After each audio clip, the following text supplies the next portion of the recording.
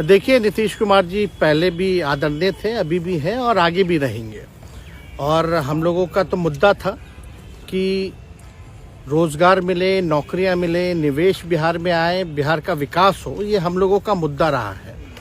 और आप लोग सब लोग जान रहे हैं कि आज हमने सुना है कि क्रेडिट लेने की बात उन्होंने कही है, तो कोई क्रेडिट क्यों ना ले। हमारे 79 विधायक हैं और उनके जो विधायक हैं वो 45 हैं, मंत्री हमारा है, विभाग हमारा है, तो हम क्रेडिट क्यों ना लें। और यही मुख्यमंत्री जी जो 2020 के चुनाव में कहते थे कहाँ से पैसा लाएगा, कहाँ से नौकरी देगा, तो हमने, आपको पता होगा कि हमारी जो सरकार बनी थी इनके नेतृत्व में, वो 9 अगस्त 2022 में बनी थी और 15 अगस्त को मुख्यमंत्री जी ने ऐलान किया था। ये किसका विजन था, ये किसकी सोच थी।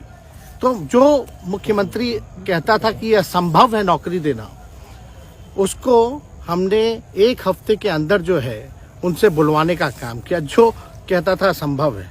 तो हम लोगों ने जिस हिसाब से विकास के काम किए, नए नए नीति लाए, टूरिज्म डिपार्टमेंट हमारे पास था, हमने टूरिज्म पॉलिसी लाया। आईटी डिपार्टमेंट राज्य कोटा में था, हम लोगों ने जो है आईटी पॉलिसी लाई।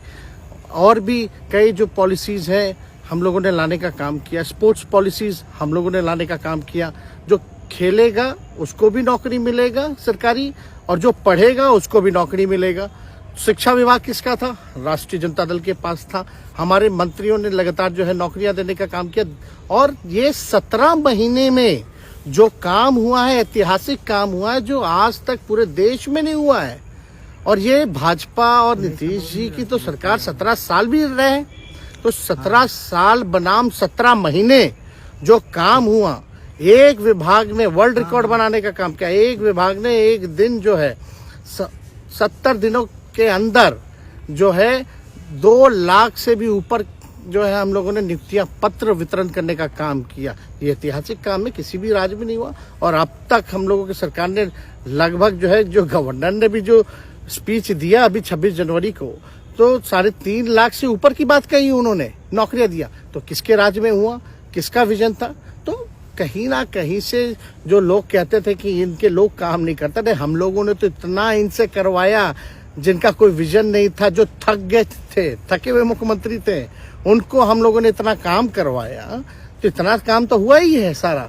और आप लोग सब लोग जानते हैं कि जो भी बातें ये कह रहे हैं इनको खुद भी नहीं पता। हालांकि हम कोई व्यक्तिगत टिप्पणी नहीं करना चाहते हैं और हम इतना अपने लोगों को आश्वस्त करते हैं कि ना हमें गुस्सा है, ना हमें नाराजगी है। हम बड़े संयम रूप से हम लोगों ने गठबंधन धर्म का जो है पालन किया है और उसी हिसाब से हम लोग आगे जनता के बीच अपनी बातों को रखेंगे। लेकिन एक बात स्पष्ट रूप से मैं कह देना चाहता हूँ कि अभी खेल शुरू हुई है, अभी खेल बाकी है। और मैं जो कहता हूं वो करता हूं। और आप लिख के ले लीजिए, जनता दल यूनाइटेड जो पार्टी है 2024 में ही खत्म हो जाएगी, ये निश्चित रूप से लिख लीजिए। और अभी तो खेल शुरू हुआ है, खेल बाकी है। अभी इन लोग जो भी करें, लेकिन मेरा स्पष्ट रूप से मानना है कि जनता हमारे साथ है और हमारा साथ देगी। और हम तो भाजपा के लोगों को भी धन्यवाद देते हैं, शुभकामनाएं देते हैं। चलो, जनता दल यूनाइटेड को अपने साथ लिया। उन्होंने कहा कि आपने मजबूर कर दिया उनको। किस चीज की मजबूरी थी ऐसी, क्या तर्क देंगे? उनके साथ के सहयोगी पूछ रहे हैं, तर्क क्या देंगे? शिक्षा व्यवस्था में सुधार जो अब तक नहीं हो पाया था, क्वालिटी ऑफ एजुकेशन, चिकित्सा में अस्पतालों को बेहतर करना, रोजगार देना, आर्थिक न्याय देना, स्वयं सहायता समूह के मानदेय को दुगुना कराना, पॉलिसीज लाना। तो इससे सोच रहे थे कि भाई ये नौजवान है, हम इतने साल से मुख्यमंत्री हैं, अब तक ये काम 17 सालों में भाजपा के साथ डबल इंजन में रह करके नहीं कर पाए, और ये डिप्टी सीएम होकर के इनकी राजद के मंत्रियों ने इतना काम कर दिया, तो ये पच नहीं रहा होगा। आपका क्या रह गया इस सरकार में जो आपने 10 लाख की वादा किया? किस किस डिपार्टमेंट में बाकी रह गया जो आपने नहीं कर पाया? लगभग हर जगह निपा दिया है। और हम आपको बता दें, पिछले 2 कैबिनेट से पब्लिक हेल्थ कैडर का फाइल इन लोगों ने रोक रखा है, जिसमें लगभग 1 लाख से भी ऊपर नियुक्तियां हैं। हम लोगों ने पास भी किया सारी चीजें, लेकिन ये लोग कैबिनेट में नहीं आने दे रहे। 2 कैबिनेट से नहीं आने दे रहे। चाहे आशा वर्कर का भी है, ये भी आने वाला है जल्दी। तो हम लोग तो देखिए काम में विश्वास रखते हैं। हम लोग तो रात भर घूम करके छापा भी मारने का काम किया है। कहीं कमी हो तो उसको दुरुस्त करने का काम किया है, ईमानदारी से काम किया, धर्म निभाया। लेकिन अभी तो खेला बाकी है।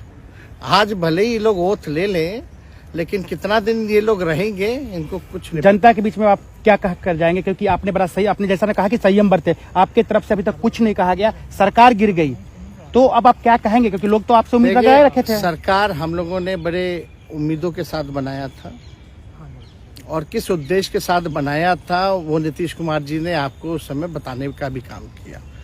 ये गए हैं, इन्होंने इसकी हत्या की है, तो जनता इसका जवाब देगी। सम्राट चौधरी सर पे मुरेठा बांध के घूम रहे थे कि इनको अब देखिए, इस पे क्या टिप्पणी, पुरानी बातें नहीं, काम की बात होनी चाहिए। कौन क्या कहता था, ये क्या हुआ नहीं हुआ, अब ये तो सारा इतिहास है।